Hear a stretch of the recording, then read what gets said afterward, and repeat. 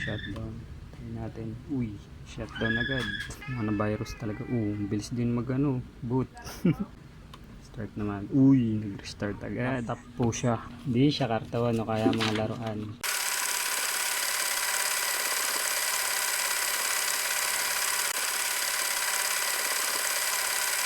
So, security check. Check natin kung merong virus tong computer o yung malicious software na tumatakbo kapag startup. Yung startup nandito yun sa logon. Itong USB server 32 hindi ko lang sigurado, pero file not found naman siya.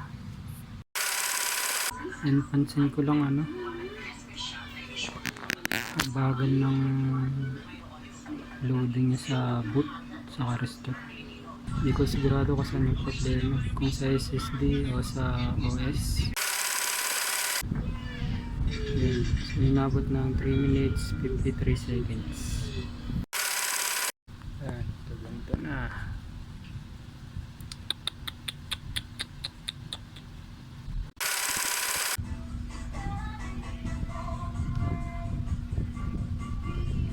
Kailangan pa long press.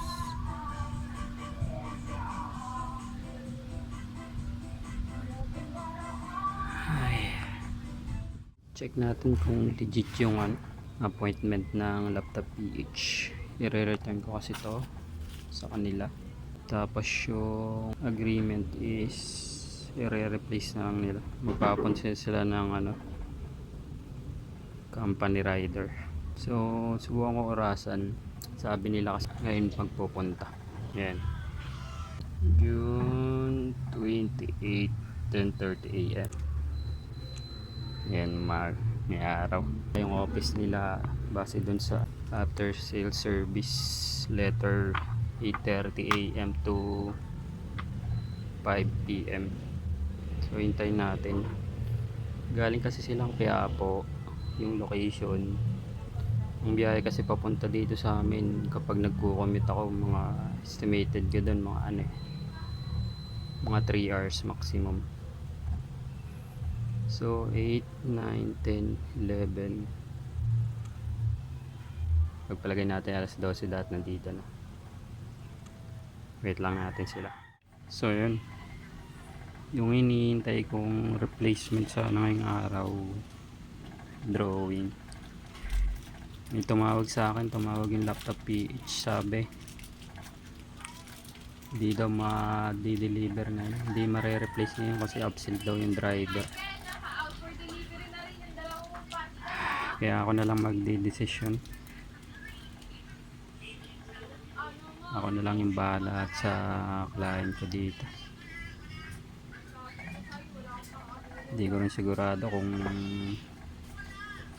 kwento ba yung sinasabi nila.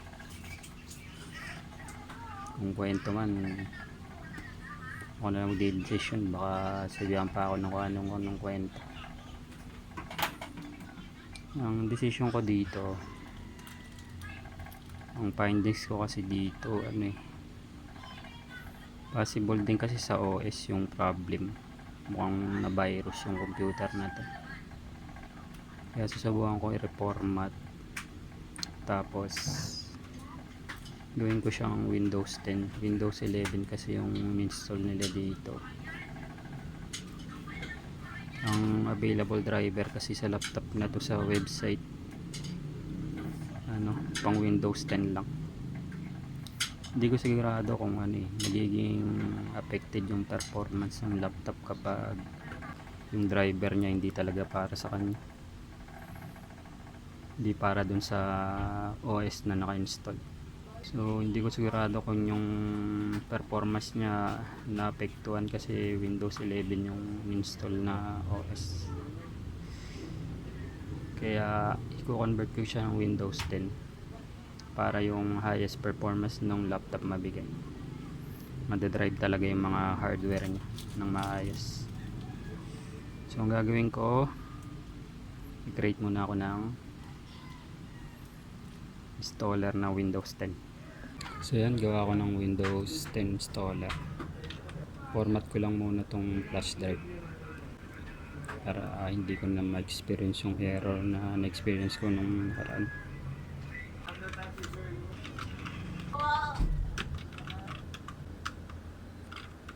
Ayan, format ko na. Ito ko lang siya format. Yan, okay na. Fresh ko. Hindi nag-assign ng drive letter.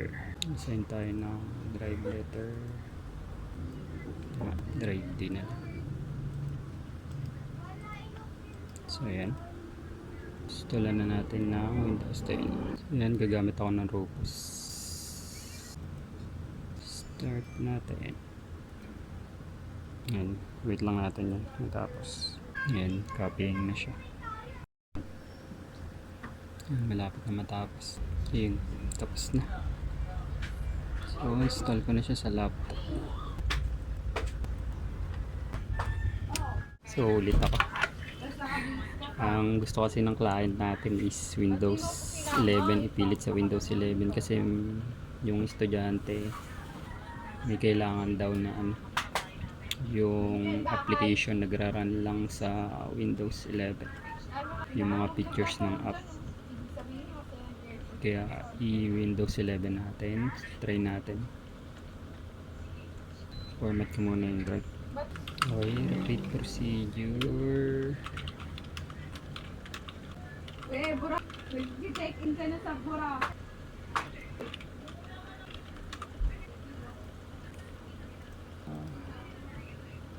Format ko lang to.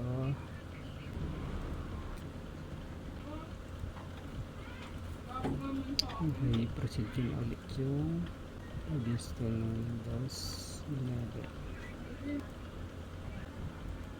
Ayan. Ina-enable ko lang tong remove requirements for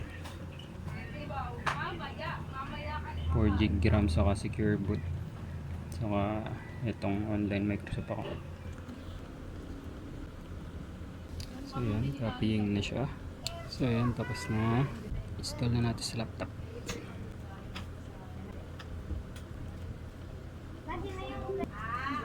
So lagi lang kayong safely remove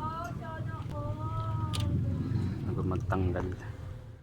So yan, is na naka-ready na to. So return na lang. Ay naku po, ay naku po. So, subukan natin kung i-reformat.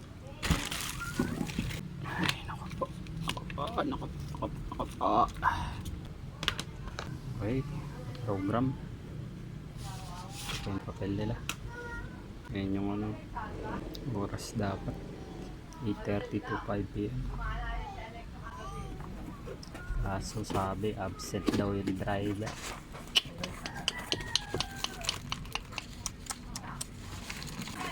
Absent daw yung driver. Okay, punta ako muna sa BIOS. F2 lang, press yung F2. Tapos piliin ko yung boot system. Itong USB ang gawin kong first boot. Yan, apply settings, tapos okay, exit.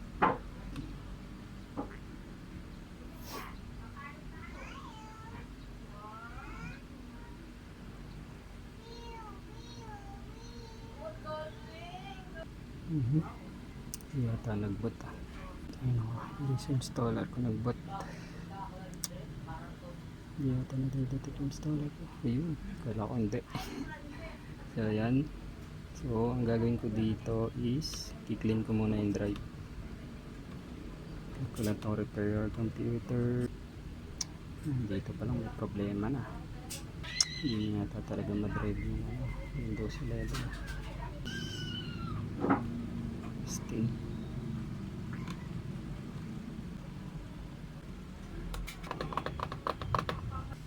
dito loading, problema talaga tong. Okay, start natin.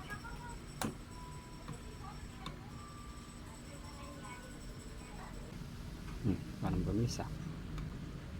Okay, install now. Wow, walang color to. Color green and color orange. Red. Color red. Ano to? Red, orange, and wow, purple.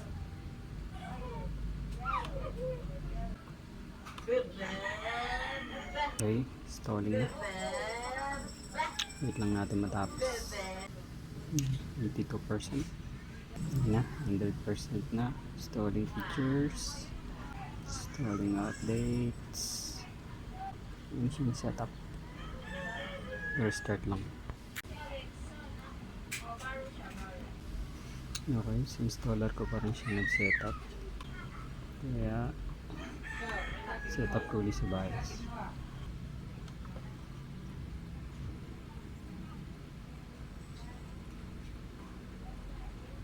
Setup ko lang yung boot. Lipat ko na siya sa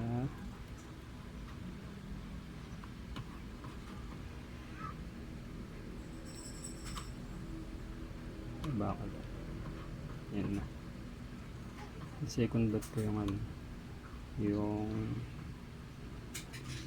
drive C.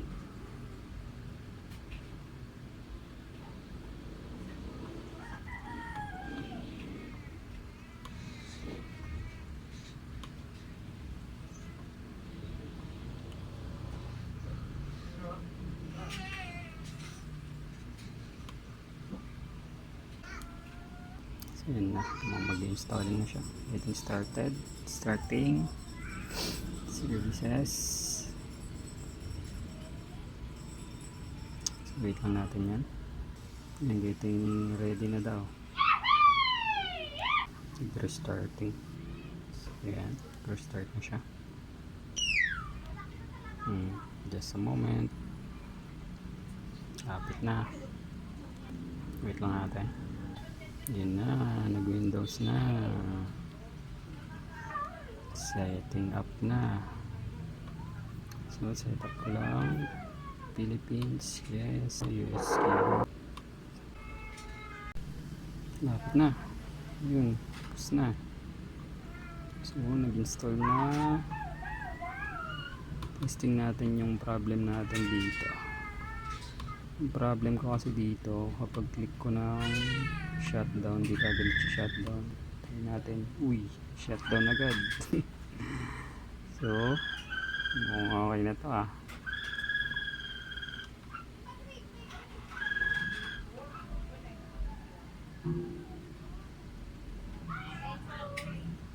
Okay na. Mukhang OS lang naging problem. Ano virus talaga. Bilis din magano boot. Ayos. Mukhang okay na to ah. Isa pa, try restart. Start naman. Nag-restart agad.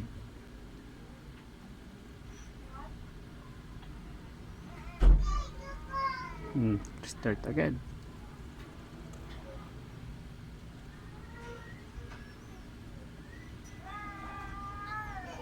Okay, pause na.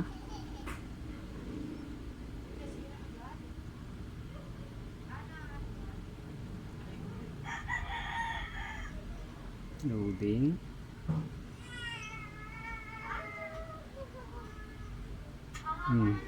Bukas na. Pwede na to. Bilis na siya. Yung problem ko na-resolve ko. So, installan natin ng driver na try natin kung may mga driver siyang hindi na install. Puntahan tayo dyan sa device manager, tapos check natin yung exclamation. So, ayan, daming mga exclamation. So, i-reinstall natin yung mga driver na yan, hahanapan natin. Yung problema ko, yung supported nito na driver sa website ng Dell, naka Windows Windows 10. So subok natin kung gagana yung mga driver na yun kung papagana niya yung Windows 11. Subukan kong download. Itong na yung gamitin kong pang download itong computer na to. Connect lang ako sa wifi. So yan, connected na. Try na natin pumunta sa website ng Dell. Download muna ako ng Chrome. Ayan ko tong Edge eh.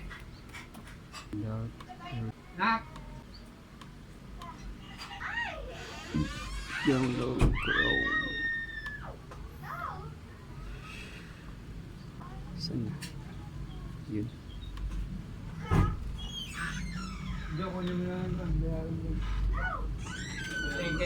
Bilis ng respond nito. Ang bilis ng respond. Maganda naman pala tong laptop natin. Wait lang natin. Installing. Wait lang natin. Oops. Tapos na yata. Ayos ah. Mabilis ah. Boom. Tapos na. Don't sign in. Skip. More. Got it. Ito gamitin ko. Hindi kasi ako gumagamit ng Edge.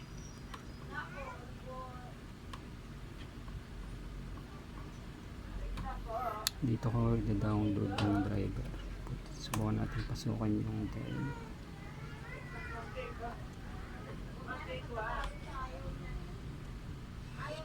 Tapos support download drivers. Yung tag nito, wait lang ah. So ito yung service tag. Kinuha ko pa eh. So FBBL1P2. So search natin dito yung service tag niya. So ito yung lumabas. Yan o, sabi o. Yan. The Microsoft requirements for Windows 11 at not supported on this device. Diba? Kaya gusto kong installan to ng Windows 10. Kaya ang mag-ano dito, yung mga magre-repair ng ganito, hihirapan sila ng driver. Mano-manong nito, mano-manong maghanap ng driver. Dito lang lumabas kahit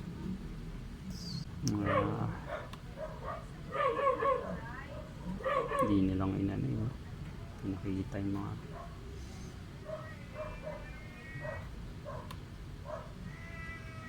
kaya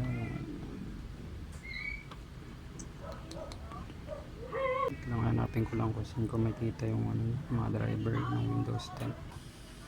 Buwan ko na nga lang ito. Check for updates.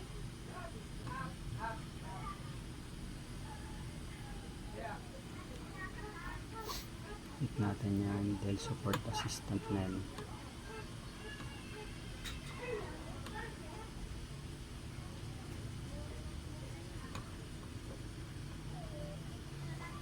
Natin ito install.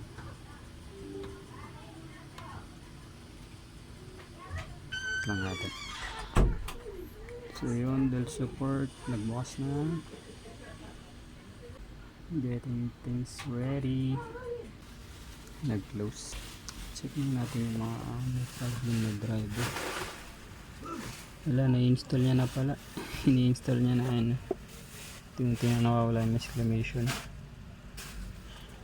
Ini-install na pala ng driver assistance. Wait na lang natin si Dell. Yan ang pinili ko, yung Dell support kaysa mag-manual kung sakaling maayos naman ni Dell. Wait natin siya. Yan, nag-install siya. Natin kung mababawasan yan. Yun. Hindi ko sigurado kung tapos na yung gumawa. Try nga natin.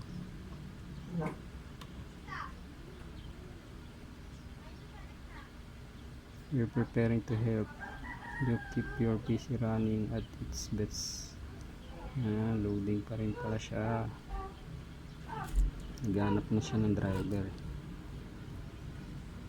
Wait lang natin siya. Nag-error. Sabi invalid daw. Ano nangyari? Isa pa.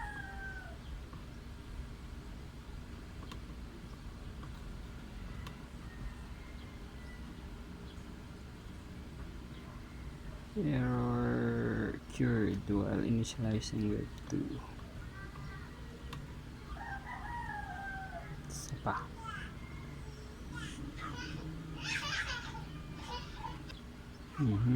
Yun.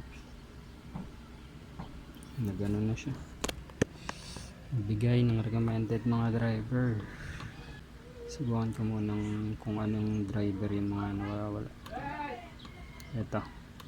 Tingnan ko kung ano to, para saan to. So para makita nyo kung anong device yan, click nyo properties, details, tapos hardware IDs, tapos ito, copy natin, search natin sa internet to.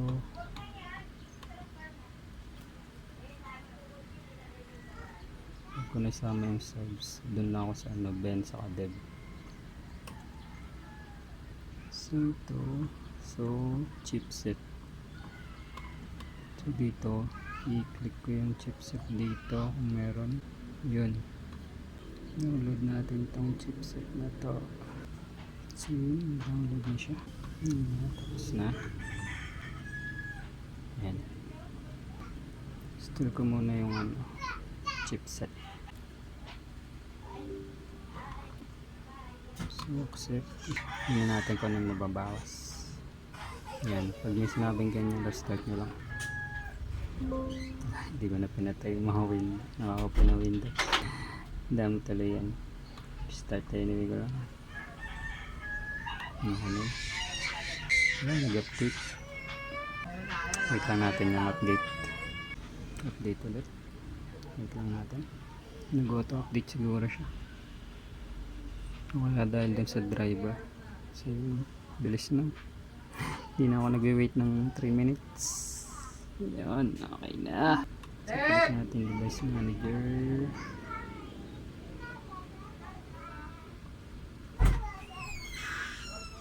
Sabi ka pa. Magkano daw? Ano to? Result na tong teams. Please continue na. Uy. Wala na yung mga exclamation. Okay na pala yung ano, chipset. So wala nang problema. Wala nang exclamation. Hindi na ito magamit. So installan ko na lang ng mga kailangan na software ng client, tapos bigay ko na, pwede na eh. Buwan ulit natin, shutdown. Kung mag shutdown agad, yun, okay na. Na problema sa malfunction na na-check ko. Yan na, shutdown na siya.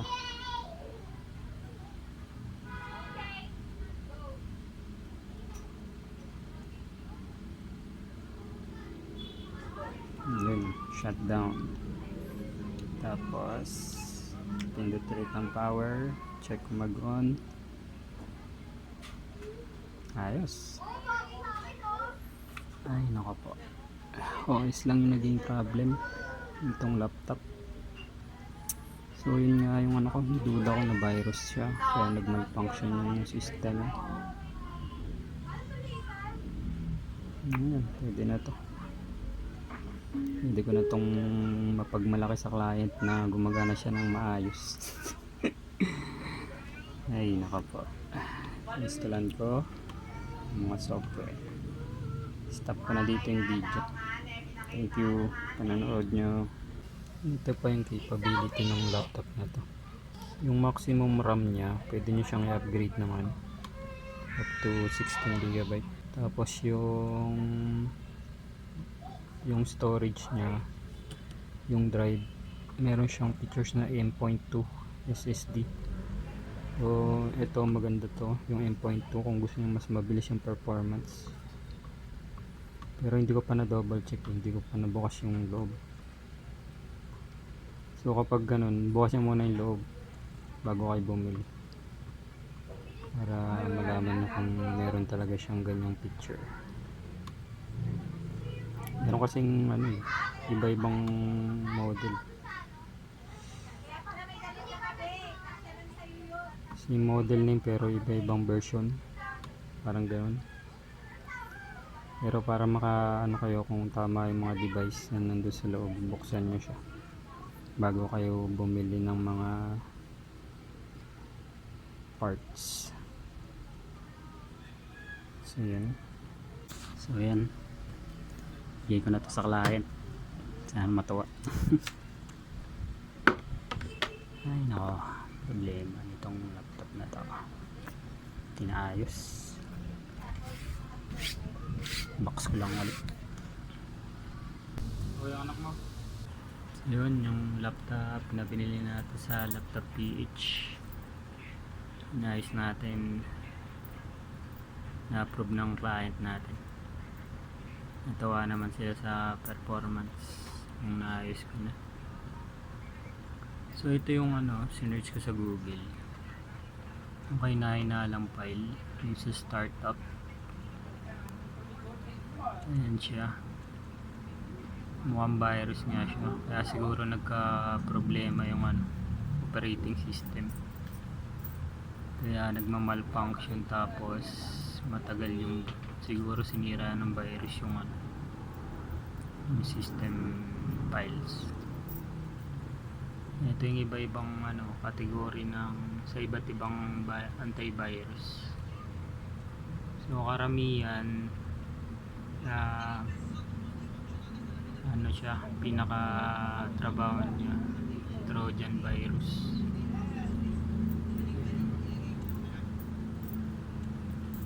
So yun, so yung ano ko sa ano, so yung masasabi ko sa Laptop PH, 100% legit naman siya na totoo yung laptop. So hindi karton yung laptop nila. Yung ano lang ang hindi ko siguradong legit, yung after sale service. Ayun lang. Salamat.